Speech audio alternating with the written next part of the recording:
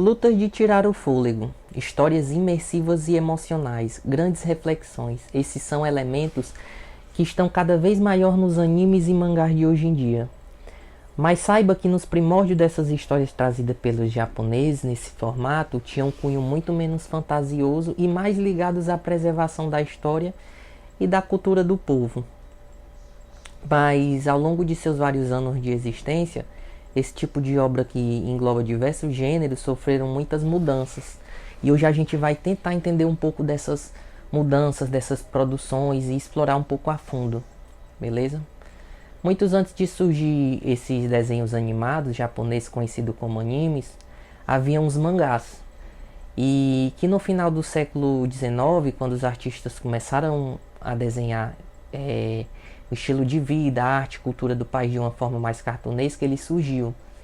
E se você está se perguntando, que tipo de obras traziam nessa época esses mangás, eles eram muito mais realistas do que hoje em dia. E é claro que seus temas variavam bastante. Eles eram muito focados em humor, sátira, romance. E ali havia um retrato da vida cotidiana dos japoneses de forma diferente, com suas conquistas, guerras e rotina em geral. No ano de 1775 foi criado um tipo de livro ilustrado, chamado Kaibyoski, e que para muitos é considerado como a primeira história de quadrinhos do mundo. E a partir daí, um novo tipo de obra começou a se popularizar rapidamente no Japão, nos anos seguintes. Os escritores traziam narrativas relacionadas a romances, comédias, suspense, horror, ficção científica e mesmo histórias eróticas também.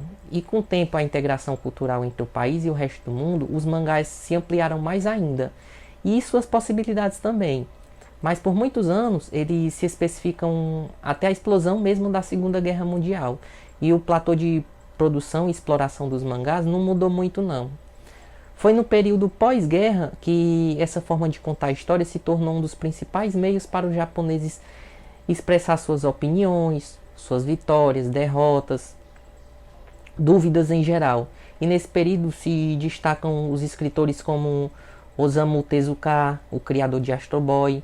Antes de continuar essa parte da história, eu preciso abrir o parêntese aqui e falar dos animes. Hoje em dia existe uma espécie de consenso de que se um mangá for suficientemente popular, ele é animado nesse formato. Mas as animações elas surgiram no Japão apenas em 1917, com os pequenos trabalhos independentes e que foram se consolidando no país, na década de 1960. Mais ou menos nessa época, em 69, um grupo de artistas, mulheres, começaram a se destacar na produção de mangás, como Moto Hajun. E se você for fã de mangás e nunca ouviu falar sobre, saiba que junto dessas desenhistas, essas mulheres, responsáveis por consolidar inclusive a popularidade e as bases dos mangás, que são conhecidas até hoje, eu não preciso nem dizer que nos anos seguintes, tanto os mangás quanto os animes ficaram cada vez mais populares, se tornando inclusive um fenômeno mundial. Mas ao mesmo tempo que isso aconteceu, começou um tipo de história um pouco mais sóbrio, que começou a ganhar mais espaço. O chamado estilo Gekija, que surgiu entre 1950 e 1960, que trazia temas adultos que envolviam muitas vezes violência e sexo explícito. Entre 1970 e 1990, esse tipo de história viveu uma espécie de auge. E embora continue até hoje, é claro que não demorou muito para os mangás e animes com essas características começassem a levar polêmicas e protestos, além de trazer o lado escuro da realidade. Muitas vezes de forma ultraviolenta, pessimista, alguns dos seus temas eram considerados inclusive tabus e ofensivos, como os estupros, os genocídios. E no momento que essas narrativas se tornaram conta do universo em mangás e animes também, ela pode ser considerada um divisor de águas para o gênero. A época mais controversa de todo esse tipo de produção surgiu em 1990. Até que então o governo japonês tinha instrumentos mais claros e rígidos a favor da censura. Porém, nessa época houve um relaxamento de regras que resultou em uma produção muito mais sombria das histórias com sexo e violência por parte dos artistas do país. Esses mangás e animes acabaram se popularizando em todo o mundo e foram traduzidos para diversas linguagens aí.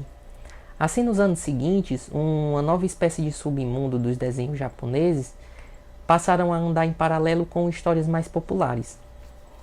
E foi apenas em 2010 que o governo do país reavaliou sua postura com relação a essas histórias. E vocês já sabem, né? Como resultado de políticas de censura foram adotadas novas medidas para que menores de idade e pessoas mais sensíveis tivessem acesso restrito a esse tipo de conteúdo.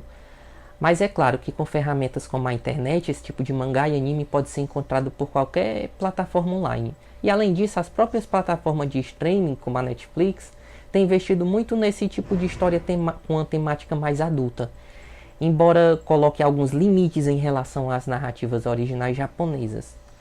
Algo importante a ser destacado nessa história é que o mangá ele foi uma fonte de inspiração, tanto para as histórias em quadrinhos ocidentais, quanto para as narrativas próprias nesse formato em outros países do Oriente. Entre essas se destacam o Maiyuan, distribuído na China, em Hong Kong, e Taiwan, no Mahan, da Coreia do Sul. E até hoje os mangás e animes estão entre as produções mais populares do Japão, em um mercado que movimenta aí mais de milhões de dólares todos os anos. E também por estar consolidado em várias partes do mundo, só que aqui também entra um outro lado mais obscuro da indústria e do trabalho dos seus profissionais, né? É que para eles poderem gerar um grande conteúdo, um grande volume de conteúdo de animes adaptado a outras mídias, como os videogames, aí as pessoas têm que trabalhar muito e elas precisam cumprir prazos bem apertados. E além disso, a pressão para produzir é muito constante, que muitas vezes acaba impactando na vida da própria pessoa, na saúde, no profissional.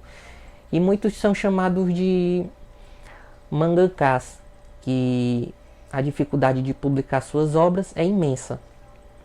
E quem já está nesse mercado precisa de muitas vezes trabalhar dia e noite, muitas vezes sem dormir, sem se alimentar direito. E para piorar as condições do trabalho, o pagamento pela produção, eles são muito ruins, eles são muito pouco. E na medida que novas tecnologias surgem, elas são empregadas para produção de mangás, animes. E o lado escuro dessas obras ainda existe. E se você é fã de desenhos japoneses e você já sabia dessas histórias, desde o surgimento das narrativas até os dias atuais, e você sabe que muita coisa mudou, e em meio a toda essa popularidade, muitos desenhos bacanas ela trazem também, mas continua trazendo problemas para a realidade, bastante cruéis. Então é isso, vou ficando por aqui. Era isso que eu tinha para falar sobre os animes. Não se esqueça de ativar o sininho e tchau, tchau.